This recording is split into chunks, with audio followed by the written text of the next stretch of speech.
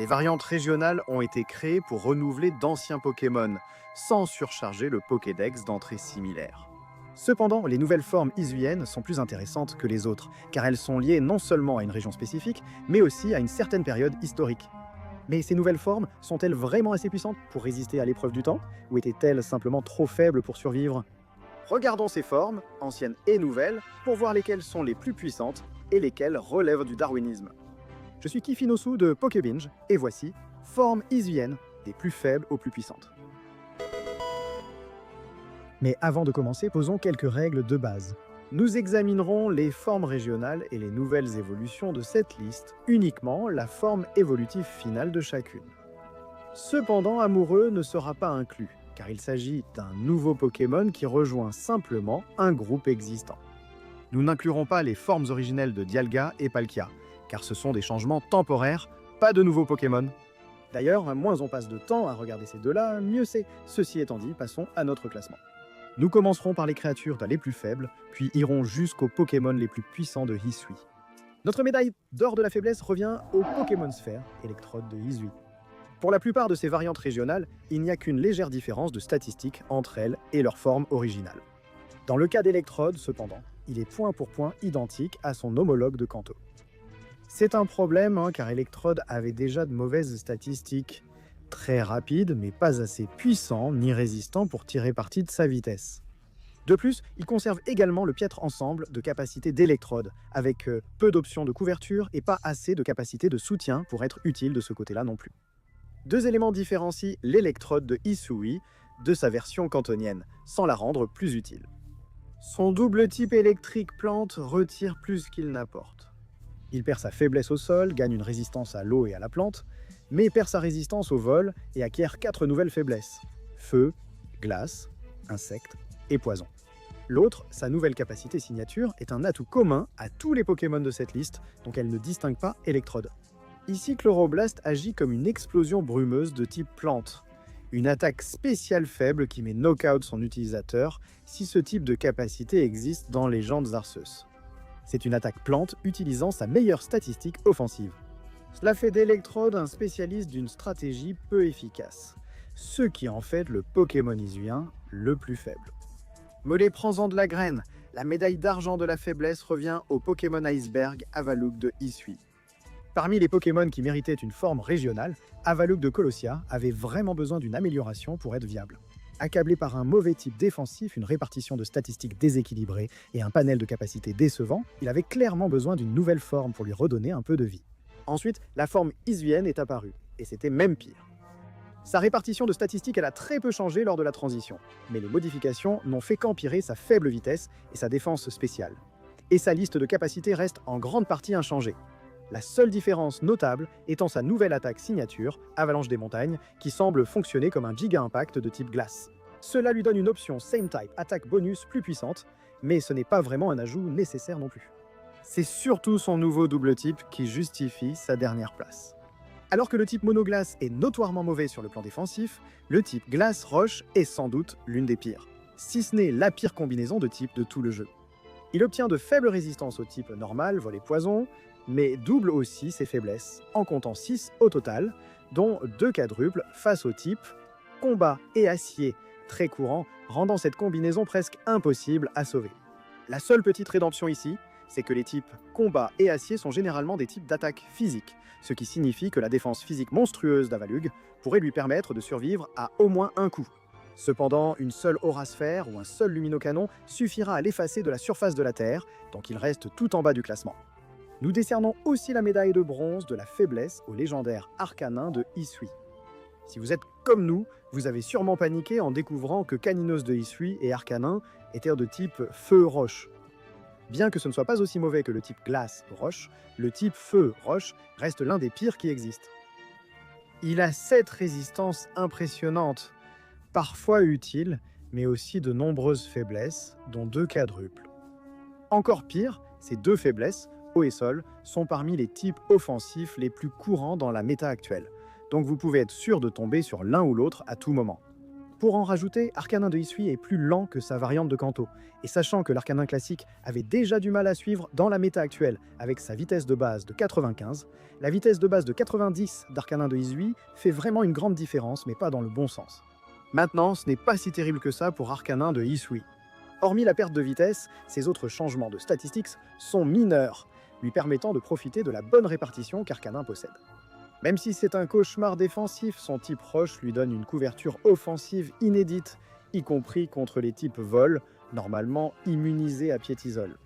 Sa nouvelle capacité pseudo-signature, Fureur Ardente, agit comme colère de type feu et lui donne une option Sam Type Attack bonus, plus fiable que bout de feu.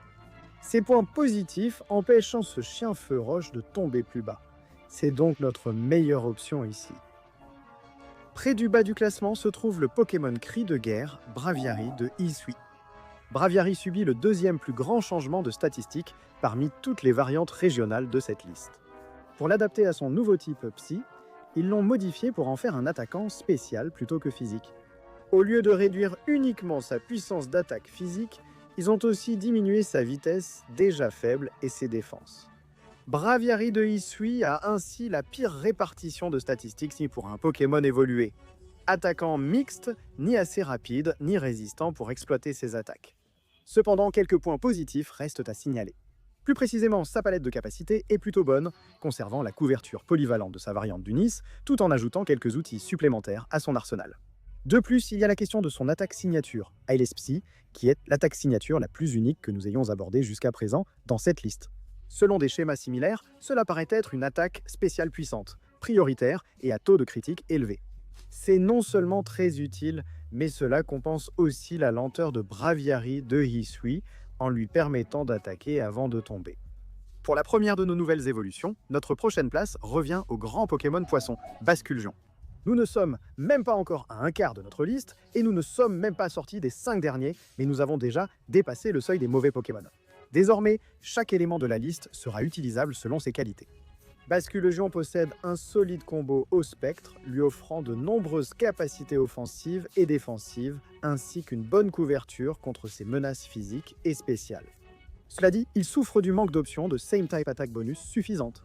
Il ne possède aucune attaque physique de type spectre, et la seule attaque eau spéciale dont il dispose est le médiocre Vibraqua. De plus, sa capacité semi-signature, déferlante, est aussi décevante, car c'est juste un bélier haut, même pas une tête de fer. Quant à ses statistiques, eh bien c'est là que les choses se compliquent. Il possède différentes formes selon son genre, avec une répartition de statistiques différentes pour chacune. La forme mâle est davantage un attaquant physique qui profite mieux de son type eau, tandis que la forme femelle est plus orientée vers le spécial pour accompagner son type spectre. Le problème ici, c'est que la femelle Basculgion souffre du même souci que le Braviary de Suvian, à savoir qu'elle devient davantage une attaquante mixte afin de conserver la statistique d'attaque relativement élevée de sa forme préévoluée. Combiné à sa robustesse et sa vitesse moyenne, cela la rend bien plus difficile à utiliser efficacement. Cependant, sa forme mâle reste utilisable, et avec une bonne attaque physique spectre à l'avenir, elle pourrait devenir très puissante. Notre premier starter est le Pokémon Flamme Fantôme, Typhlosion de Hisui. Comme d'autres sur cette liste, Typhlosion de Hisui diffère peu de sa version Johto.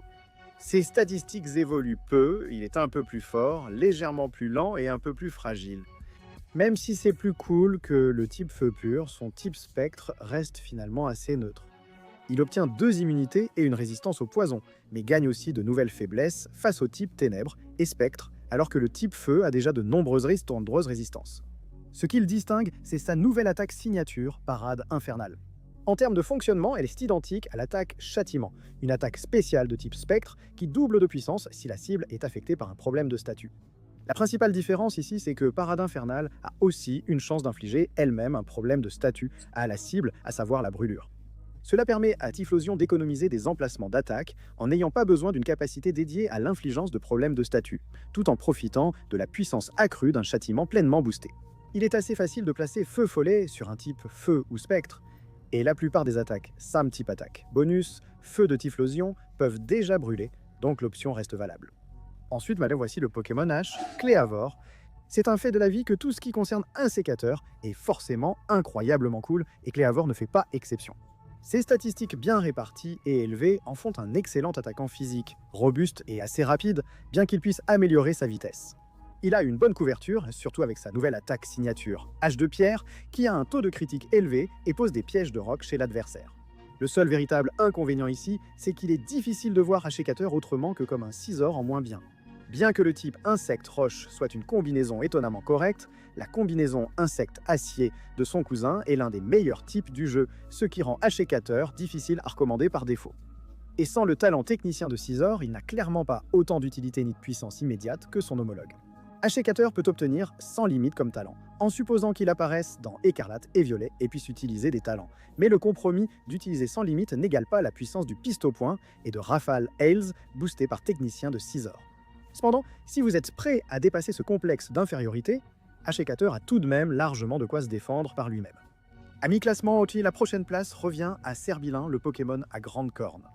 À première vue, Serbilin devrait être bien plus bas dans ce classement. La répartition de ses statistiques montre les mêmes problèmes que Guerriègle et Basculgion femelle. Un investissement élevé réparti entre les deux statistiques d'attaque, sans la vitesse ni la robustesse nécessaires pour compenser cela.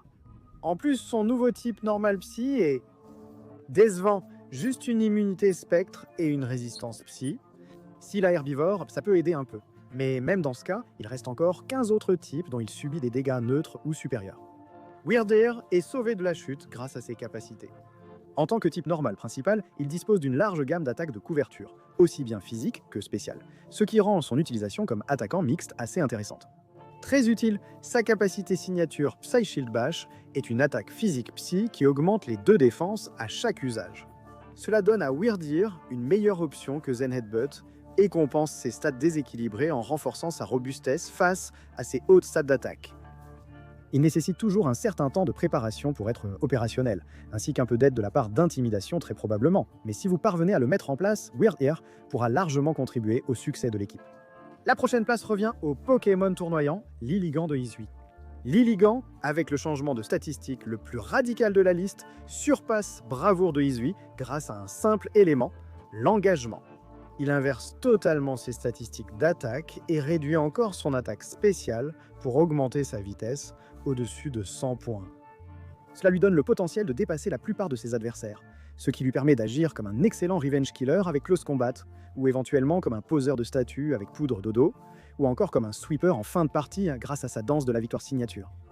Sa capacité signature reste difficile à définir à cause des mécaniques uniques de Légende Arceus, mais on suppose qu'il s'agit d'un gonflette prioritaire, d'une danse-lame physique ou d'un boost global sans inconvénient. La dernière option paraît improbable, mais on peut rêver. Le problème principal reste une question de perspective. Avec non pas un, mais 2 types plantes-combat introduits dans un seul jeu, il devient vraiment difficile de ne pas comparer les deux pour voir lequel est le meilleur. Comme l'autre n'apparaîtra pas de sitôt dans la liste, vous pouvez imaginer la comparaison entre Hisui et Lilligant. Cela reste un bon Pokémon, donc la concurrence ne devrait pas empêcher son utilisation, d'autant plus que Lilligant peut remplir plusieurs rôles efficacement. Pour notre deuxième starter, nous choisissons le puissant Samurott de Hisui. Comme pour Typhlosion, Samurott de Hisui est fonctionnellement assez proche de sa forme originale, pour être pratiquement identique, bien que dans ce cas, les changements soient un peu plus visibles. Il échange ses attaques physiques et spéciales, mais comme Samurott d'Unis était déjà mixte, cela change peu. De plus, il perd des points en points de vie et dans ses 2 défenses afin d'augmenter sa vitesse, ce qui est un changement notable, mais il n'est toujours pas particulièrement rapide non plus. Avec son nouveau type, Samurott a 3 faiblesses supplémentaires, mais aussi 2 résistances, et une immunité au type Psy, ce qui équilibre un peu. En ce qui concerne sa liste de capacités, il n'obtient pas vraiment beaucoup de nouvelles options, et c'est parce que Samurott avait déjà pas mal de couverture pour un type O. La principale différence, c'est que sa nouvelle répartition de statistiques est plus optimisée pour s'adapter à ses options de couverture principalement physiques. Il dispose également d'une bonne attaque de type Ténèbres avec sa nouvelle capacité Trancham, qui fonctionne exactement comme Lame de Roc de Cléavol. On ignore s'il pourra poser des pièges de roc ou un équivalent Ténèbres, mais c'est de toute façon une amélioration par rapport à son tranche-nuit habituel. Juste en dehors du top 5, nous avons le Pokémon Pit, Ursaluna. Les points forts d'Ursaluna sont similaires à ceux évoqués pour Wyrdeer. Ses capacités constituent un atout majeur, offrant une large couverture et une attaque Sam-Type attaque bonus puissante via sa semi-signature, rue et tête baissée, similaire à Close Combat Sol. La différence ici, c'est qu'en plus d'avoir un des meilleurs totaux de statistiques de base, il ne gaspille pas de points à tenter d'être un attaquant mixte. Cela lui permet d'investir de manière assez solide dans sa robustesse, en plus de sa statistique d'attaque monstrueuse. Seul son type empêche Ursaluna d'atteindre notre top 5. Comme le type normal ne résiste à rien, presque tout ce qui est associé à ce type sera moins bon que s'il était seul. Pour Ursaluna de type normal sol, ce n'est pas catastrophique, mais avoir juste 2 résistances et 2 immunités reste peu remarquable. Cela, ajouté à la faible vitesse d'Ursaluna, signifie simplement qu'il va encaisser des attaques neutres, ou plus puissantes, les unes après les autres, dans presque tous les affrontements. Il a tout de même assez de robustesse pour encaisser plusieurs de ses coups, surtout du côté physique, donc il a largement assez de points positifs pour mériter une place aussi élevée. Ensuite, notre dernier starter est le Pokémon Flèche, Archéduc de Hisui. Contrairement aux autres starters, Archéduc de Hisui change assez pour se distinguer clairement de sa forme d'Alola. Et oui, c'est aussi étrange que ça, on a l'air de parler de la forme originale d'un Pokémon comme étant sa forme d'Alola. Mais c'est la réalité dans laquelle nous vivons. Quoi qu'il en soit, même si son nouveau type plante-combat est légèrement moins bon défensivement que son type original plante-spectre, offensivement, cela lui offre un éventail beaucoup plus large d'options pour infliger des dégâts.